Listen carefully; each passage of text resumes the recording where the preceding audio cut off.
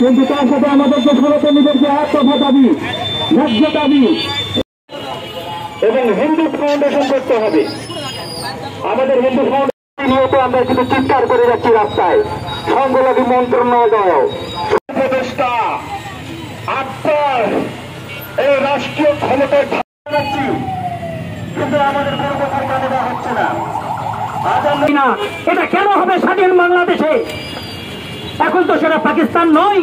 প্রধান উপদেষ্টা আপনার শপথ গ্রহণের পর্বে ঢাকেশ্বরী করবে। আমি শ্রদ্ধা জানাই আপনাকে ডক্টর ইউনূস। যদি কোনো অকাঙ্ক্ষিত ঘটনা ঘটে সরকার সম্পূর্ণ পালিয়ে আছে, দ্বিতীয় স্বৈরাচার সৃষ্টি করবেন না, করে দেখাতে পারেন নাই।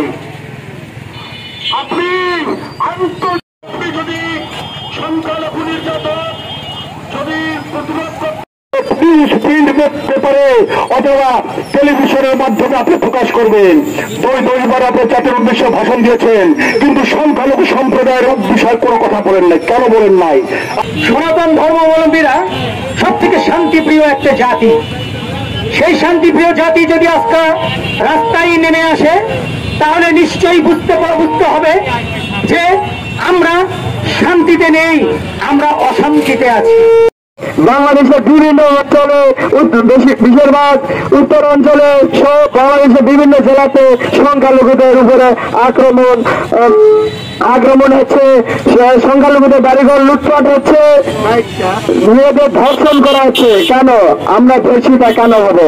আমাদের মা বোনদের কেন ধর্ষণ করতে হবে? আমরা কি অপরাধ করেছি? বাংলাদেশে জন্মগ্রহণ করে আমরা কি ভুল করেছি?